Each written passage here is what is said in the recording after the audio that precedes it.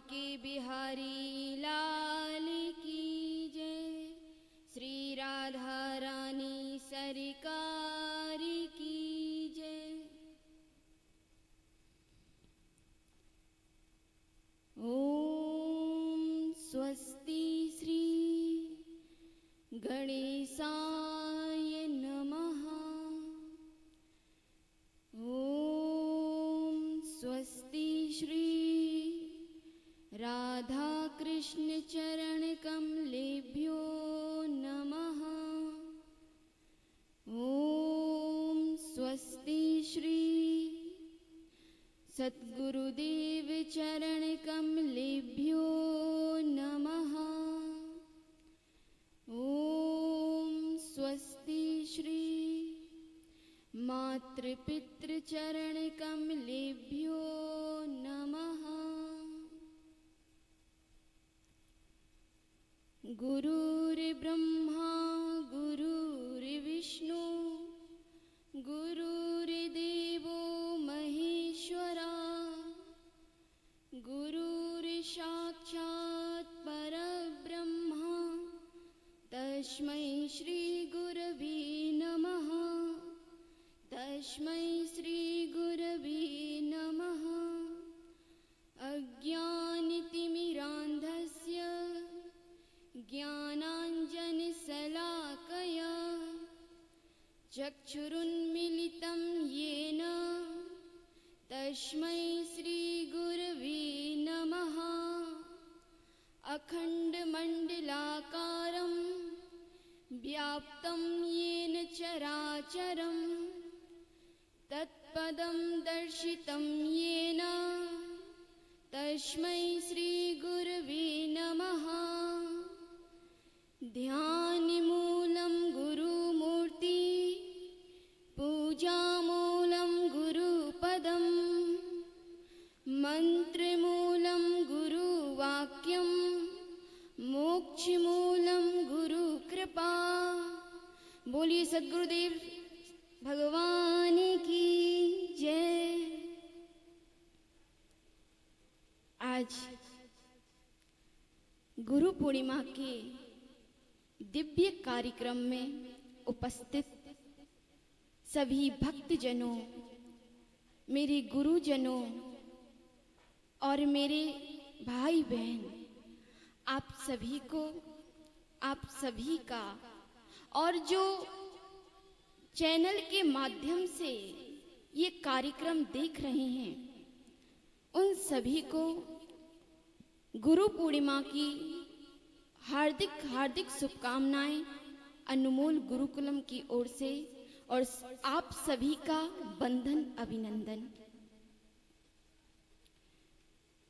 एक मनुष्य के जीवन में गुरु का आगमन कभी माली के रूप में होता है कि उसके मुरझाए हुए जीवन को वो खिला दिया करते हैं, तो कभी कुम्हार की भूमिका निभा उसके जीवन को एक सुंदर सा आकार दे देते हैं, तो कभी एक मूर्तिकार बन उसके अनघड़ जीवन को घर दिया करते हैं, एक सुंदर सी मूर्ति बना दिया करते हैं। भक्तजनों, इन सभी में जो गुरु होते हैं ना, वो शिष्यों के अवगुणों को खत्म कर गुणों को भरने का कार्य करते हैं। और यदि हम सांसारिक मूर्तिकार की बात करें, तो जो एक सांसारिक मूर्तिकार होता है ना, मूर्ति बनाने के लिए जब वह पत्थर हाथ में लेता है, तो सबसे पहले पत्थर में छिपी हुई संभावनाओं को देखता है। क्या यह पत्थर मूर्ति बनने योग्य है या नहीं? लेकिन गुरु शिष्यों के अंदर संभावनाएं नहीं देखा करते, वो तो संभावनाएं पैदा किया करते हैं। गुरु श्रेष्ठ का चुनाव नहीं करते कि ये श्रेष्ठ है, नहीं, गुरु श्रेष्ठ का चुनाव नहीं करते, गुरु तो श्रेष्ठता भर दिया करते हैं। गुरु श्रेष्ठ बनाते हैं, जो जिसकी शक्तियां सुप्त हैं, जिसका जीवन अंधकार में है। गुरु तो ऐसे होते हैं कि उसके जीवन को प्रकाशमय कर देते हैं। गोस्वामी तुलसीदास जी रामचरितमानस में गुरु की महिमा का बखान करते हुए कहते हैं, गुरु बिन भव निधि तरहि न कोई, जो बिरंच शंकर सम होई। गोस्वामी तुलसीदास जी कहते हैं कि गुरु के बिना इस संसार सागर से कोई भी पार नहीं हो सकता, चाहे वो स्वयं ब्रह्मा जी और शंकर जी ही क्यों ना हो। इसलिए गुरु की जीवन में परम आवश्यकता है। भगवत महापुराण में भी वर्णन आता है, निर्विद माया नास्ति कृतः कृतिन विज्ञान सहितम गुरुरेव धीस्मृतः। उन्होंने कहा कि जो गुरु होते हैं वो शिष्य को जीवन में वो ज्ञान देते हैं। गुरु जो होते हैं ना, वो शिष्य को, एक मनुष्य को ईश्वर से जोड़ने का कार्य करते हैं। आप चाहे कितना भी व्रत कर लें, कितना भी हठ योग, कितना भी नेम कुछ भी कर लें, लेकिन आपकी भक्ति की शुरुआत नहीं हो सकती जब तक आपके जीवन में एक पूर्ण ब्रह्मनिष्ठ सद्गुरु का आगमन नहीं हुआ। इसलिए जीवन में एक गुरु का आगमन होना परम आवश्यक है, क्योंकि गुरु उस परा विद्या को प्रदान करने वाले प्रदाता होते हैं। गुरु जो होते हैं वो उस ब्रह्म विद्या को प्रदान करने वाले प्रदाता होते हैं। भगवान श्री कृष्ण अर्जुन से कहते हैं गीता में कि हे पार्थ, गुरु जो होते हैं वो उस परा विद्या, उस ब्रह्म विद्या को एक शिष्य को प्रदान करते हैं, और कोई भी उस विद्या को गुरु के बिना हठ योग करके अपने बल पर, अपने दम पर प्राप्त नहीं कर सकता। जैसे ही ऐसा भगवान ने कहा तो अर्जुन ने हाथ जोड़ लिए, कहा प्रभु केशव, यदि उस विद्या को ऐसे प्राप्त नहीं किया जा सकता तो उस विद्या को प्राप्त करने की विधि क्या है। तो भगवान श्री कृष्ण कहते हैं कि उस विद्या को प्राप्त करने के लिए सबसे पहले तो एक पूर्ण सद्गुरु की शरण में जाने चाहिए। तद विधि प्रणिपातेन परिप्रसेन सेवया उपदेक्ष्यन्ति ते ज्ञानम ज्ञानी नस्तत्व दर्शिनः। उन्होंने कहा कि सबसे पहले तो गुरु के पास जाओ, उनके चरणों में प्रणाम करो और प्रश्न करो। कैसा प्रश्न? उस ब्रह्म विद्या जो हमें ईश्वर से जोड़ सके उसका प्रश्न करना चाहिए, ईश्वर की अनुभूति करना चाहिए, ईश्वर के प्रकाश तत्व स्वरूप का साक्षात्कार करना चाहिए। भक्तजनों, क्या आप ईश्वर के प्रकाश तत्व स्वरूप को जानते हैं? ईश्वर का तत्व स्वरूप क्या है? गोस्वामी तुलसीदास जी रामचरितमानस में कहते हैं, सहज प्रकाश रूप भगवाना। भगवान का जो वास्तविक स्वरूप है वो है प्रकाश। जो भगवान का तत्व स्वरूप है वो है प्रकाश, और उस प्रकाश तत्व स्वरूप को हम इन चर्म चक्षुओं से, इन साधारण नेत्रों से नहीं देख सकते। उस प्रकाश तत्व स्वरूप को देखने के लिए तो वो दिव्य नेत्र चाहिए। और इसी बात को भगवान श्री कृष्ण अर्जुन से कहते हैं युद्ध के मैदान में। वो कहते हैं, ना तू माम शक्ति यसे दृष्टु मनेनेव सो चक्षुषा दिव्यम ददामि ते चक्षु पश्चिमे योग मतेश्वरम। हे पार्थ, तुम मेरे वास्तविक स्वरूप को इन साधारण नेत्रों से नहीं देख सकते। अर्जुन ने कहा, नहीं देख सकते? तात्पर्य मैं तो आपको देख रहा हूं, आप मेरे सामने खड़े हो और आप बोल रहे कि नहीं देख सकते। भगवान श्री कृष्ण ने कहा, अर्जुन, ये मेरा वास्तविक स्वरूप नहीं है। अरे मैं तो कभी राम बन के आता हूँ तो कभी श्याम बन के आता हूँ। मेरे जो रूप हैं वो तो बदलते रहते हैं। जिस जिस युग में जैसी जैसी मांग होगी मैं वैसा ही रूप धारण करके आ जाता हूँ। ये जो तुम देख रहे हो ना, ये मेरा वास्तविक स्वरूप नहीं है। तो वास्तविक स्वरूप क्या है? वो कहते हैं, ज्योति शामपि तत् ज्योतिष तमसः परमुच्यते ज्ञानम ज्ञेयम ज्ञान गम्यम हृदि सर्वस्व विष्टितम।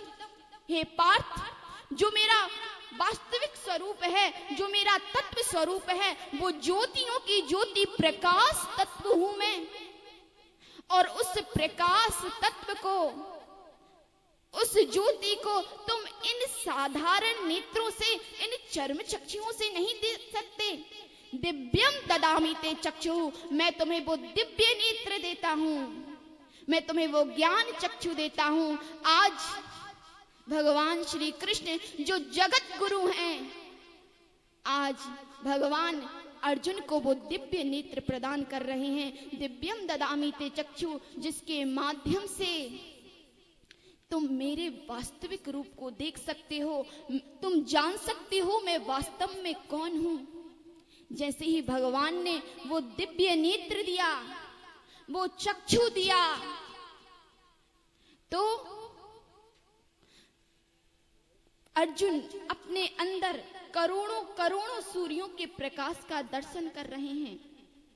संजय धृतराष्ट्र से कहते हैं कि अर्जुन के जो नेत्र हैं वो बंद हैं, लेकिन अर्जुन अपने अंदर करोड़ों करोड़ों सूर्यों के प्रकाश का दर्शन कर रहे हैं, भगवान के तत्व स्वरूप का दर्शन कर रहे हैं। दिवि सूर्य सहस्त्रस्य भवेदुग पदुत्थिताः यदि वाह सदृशी भाषस्य तस्य महात्मनः। उन्होंने कहा कि जो भगवान का जो वास्तविक स्वरूप है वह प्रकाश तत्व है, और उस प्रकाश तत्व को तुम इन साधारण नेत्रों से नहीं देख सकते। वो दिव्य नेत्र दिया। जब गुरु जीवन में आते हैं ना, जो एक पूर्ण सद्गुरु ब्रह्मनिष्ठ जो गुरु होते हैं, वो हमें वो दिव्य चक्षु प्रदान करते हैं, हमें उस ईश्वर से जोड़ते हैं। कहते हैं एक बार रविदास जी गुनगुनाने लगे, और वो गुनगुनाते हुए कहने लगे, धनी संपत्ति जिन्हें यह पंथ दिखावा, आगम अगम में गम दिखलावा। उन्होंने कहा, धन्य जाता हूं मैं अपने गुरु पर, जिन्होंने मुझे उस अगम के दर्शन करवा दिए। तो एक जिज्ञासु उनके पास बैठा हुआ था। उन्होंने कहा, बाबा आप किस अगम की बात कर रहे हैं? तो उन्होंने कहा, मैं उस अगम की बात कर रहा हूं, ढूंढे कौशल शास्त्रन्ना किंतु को वेद बखाने, सांस उसांस चढ़ाई सदा नित, बैठ्यो शून्य समाधि, ठट्टो कान बबूत तन लाई, अनेक भ्रमत बैरागी। उन्होंने कहा, मैं उस अगम की बात कर रहा हूं, मैं उस ईश्वर, उस ब्रह्म की बात कर रहा हूं, जिसे आज सारा संसार ढूंढ रहा है। कोई सन्यास लेकर उस ईश्वर को ढूंढ रहा है, तो कोई भगवाधारी बनकर उस ईश्वर को ढूंढ रहा है, लेकिन फिर भी वो ईश्वर उन्हें नहीं मिल पा रहे। तो जिज्ञासु ने कहा कि जब सारा संसार, जब सब उस ईश्वर को ढूंढ रहे हैं, तो फिर वो ईश्वर क्यों नहीं मिल पा रहे?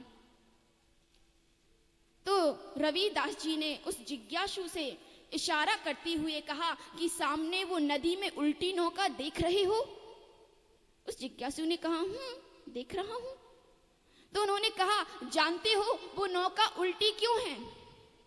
क्योंकि उसका केवट नहीं है, उसका मल्लाह नहीं है। यदि केवट होता तो अभी जो नौका की जो दशा है, जो उल्टी है, ठीक इससे विपरीत होती। यदि केवट होता तो जो नौका की दशा है वो ठीक इससे विपरीत होती। ठीक इसी प्रकार यह सारा संसार दुख के सागर में गोता लगा रहा है। उसे ईश्वर रूपी तट, ईश्वर रूपी किनारा नहीं मिल पा रहा। और वो किनारा जब ही मिल पाएगा जब उसके जीवन में एक पूर्ण ब्रह्मनिष्ठ सद्गुरु का आगमन होगा, उससे पहले नहीं। आज पूरा संसार ईश्वर को ढूंढ रहा है। कहते हैं कि ईश्वर बाहर नहीं है, ईश्वर हमारे ही भीतर है। आपने ये तो सुना होगा, घट घट के वासी। ईश्वर हमारे घट के अंदर ही है, लेकिन जरूरत है हमें अपने मन की दशा को बदलने की। अभी ये जो मन बाहर भ्रमण कर रहा है, बाहर विचलित हो रहा है, जरूरत है मन को एकाग्रचित करके अपने अंतर घट में उतरने की। किसी ने बहुत सुंदर कहा, दो घड़ी मन दुनिया से मोड़ के, अरे बावरे देख दीनानाथ से जोड़ के। दो घड़ी मन दुनिया से मोड़ के, अरे बावरे देख दीनानाथ से जोड़ के। मान मिला, सम्मान मिला, तुझको घर मकान मिला, अरे कैसा भाग्यवान ना तुझको भगवान मिला। दाल रोटी मान मिले, ये सबको हर हाल मिले। मीरा से तो पूछ कैसे गिरधर गोपाल मिले। ना वन में है, ना धन में है, ना पाताल गगन में है। तेरा प्रियतम तेरे ही तो मन में है। अपनी मन की आंखों को खोल कर तो देख, वो कहीं बाहर नहीं तेरे ही भीतर है। जरूरत है मन की दशा को बदलने की। कहते एक बार 3 ब्राह्मण सारे तीर्थों का भ्रमण कर लौट रहे थे। तो वो जो ब्राह्मण थे वो दादू दयाल जी के पास पहुंचे। ये जो दादू दयाल जी हैं, ये पुराने बहुत बड़े संत थे। तो वो तीनों ब्राह्मण ईश्वर की खोज में निकले थे।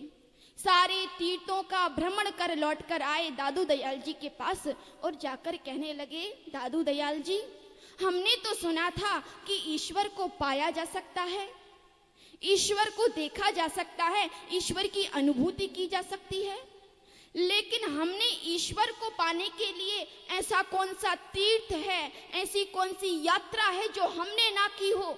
हमने सारे तीर्थ, सारी यात्रा कर ली, लेकिन अभी तक हमें ईश्वर नहीं मिला। दादू दयाल जी, हमारा तो ईश्वर से विश्वास ही उठ गया।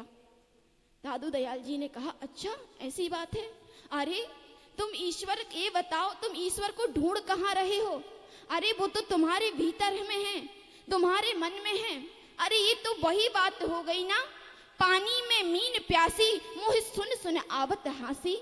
आत्मज्ञान बिना नर भटकत, क्या मथुरा क्या काशी। दादू दयाल जी ने इसी उक्ति का प्रयोग किया और कहा कि आत्मज्ञान नहीं है, इसलिए तुम ईश्वर की खोज बाहर कर रहे हो। जिस दिन वो आत्मज्ञान हो गया तो तुम ईश्वर की खोज, तुम्हें ईश्वर अंदर ही मिल जाएंगे। अब ऐसा कहकर दादू दयाल जी ने क्या किया कि उन तीनों ब्राह्मणों को साथ में लेकर के भ्रमण करने लगे, आंगन में भ्रमण करने लगे। अब थोड़ी दूर चले, अब दादू दयाल जी ने उन ब्राह्मणों से कहा कि मैंने सुना है कि दही में घी होता है, क्या सच में होता है? तो उनमें से एक ब्राह्मण ने कहा, हाँ हाँ क्यों नहीं होता। तो दादू दयाल जी ने क्या किया, अपनी अंजलि में थोड़ा सा दही लिया और कहा कि मुझे तो नहीं दिख रहा, कहाँ है इसमें घी। तो एक ब्राह्मण ने कहा, अरे दादू दयाल जी, आप कैसी बात कर रहे हो। अरे घी निकालने के लिए सबसे पहले तो इस दही को मथना पड़ेगा, तब जाकर घी निकलेगा ना, ऐसे थोड़ा ना निकल जाएगा। तो उन्होंने कहा, अच्छा ओ, मुझे तो पता ही नहीं था। अब थोड़ी 2 कदम और चले। अब आगे क्या हुआ कि अब दादू दयाल जी जोर जोर से पैरों को नीचे पटकने लगे, जमीन पर पटकने लगे। अब उनमें से एक ब्राह्मण ने कहा, अरे दादू दयाल जी, आज आपको क्या हो गया, ये क्या कर रहे हैं आप। तो दादू दयाल जी ने कहा कि मैंने सुना था कि जमीन के अंदर पानी होता है, जल होता है, क्या सच में होता है?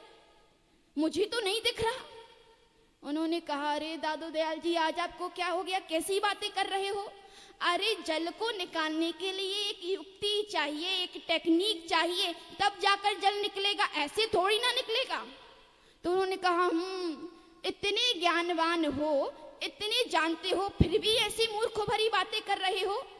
जब बिना युक्ति के, बिना टेक्निक के धरती से जल नहीं निकल सकता, जब बिना युक्ति से दही से घी नहीं निकल सकता, तो क्या बिना युक्ति से उस ईश्वर के दर्शन हो सकते हैं? उस ईश्वर के दर्शन के लिए भी एक युक्ति, एक टेक्निक की जरूरत होती है। इसलिए ये युक्ति कौन प्रदान करता है? एक पूर्ण ब्रह्मनिष्ठ सद्गुरु। जब उनकी चरण में जाते हैं, शरणों में जाते हैं, तब जाकर वो गुरु हमें वो युक्ति प्रदान करते हैं जिसके माध्यम से हम ईश्वर से जुड़ते हैं, उस ईश्वर की अनुभूति कर पाते हैं। और मैं तो यह कहना चाहूंगी अपने गुरुदेव जी के चरणों में कि हम यहाँ कथा सीखने आए। मुझे नहीं पता था कि इतनी अच्छी व्यवस्था मुझे यहाँ मिलेगी। और ये सिर्फ मेरा भाव नहीं, यहाँ जितनी भी छात्राएं पढ़ रही हैं सबका यही भाव है। हमने घर से निकलने से पहले कभी यह नहीं सोचा था कि हमें रहने के लिए इतनी अच्छी सुख सुविधाएं, इतनी अच्छी व्यवस्थाएं मिलेंगी, इतने अच्छे से सिखाया जाएगा, इतने अच्छे से भागवत का अध्ययन कराया जाएगा। लेकिन जब यहाँ देखा तो आज हमें यह कहते हुए गर्व महसूस होता है कि हम अनमोल गुरुकुलम की छात्राएं हैं, जहां पर हमने भागवत कथा सीखी। आज हमें यह गर्व महसूस होता है और हम सब यही कहना चाहेंगे, ना हमने हंसकर सीखा, ना हमने रोकर सीखा, ना हमने हंसकर सीखा, ना हमने रोकर सीखा। हमने जो भी सीखा गुरु के चरणों में रहकर सीखा। हमने जो भी सीखा गुरु के चरणों में रहकर सीखा। और ये हमारे गुरुदेव की कृपा ही है कि आज हम इतना बोल पा रहे हैं। उनकी कृपा के बिना तो हम दो शब्द भी नहीं बोल पाते। हमारा जो जीवन का लक्ष्य है उसकी ओर बढ़ रहे हैं, क्योंकि जो जीवन का लक्ष्य है वो है एक ही है। सब मनुष्यों का एक ही लक्ष्य होता है, इस आत्मा को परमात्मा में मिला देना, मोक्ष को प्राप्त करना, भगवान की भक्ति को प्राप्त करना। तो कहा कि क्यों डरे कि जिंदगी में क्या होगा, क्यों डरे कि जिंदगी में क्या होगा, हर वक्त क्यों सोचें कि कुछ बुरा होगा। क्यों डरे कि जिंदगी में क्या होगा, हर वक्त क्यों सोचे कि कुछ बुरा होगा। बढ़ते चलो अपने लक्ष्य की ओर, कुछ नहीं तो कम से कम तजुर्बा तो नया होगा, कुछ नहीं तो कम से कम तजुर्बा तो नया होगा। इसी के साथ मैं अपनी वाणी को विराम करती हूँ। सभी को जय जय श्री राधे श्याम। बोलिए सद्गुरुदेव भगवान की।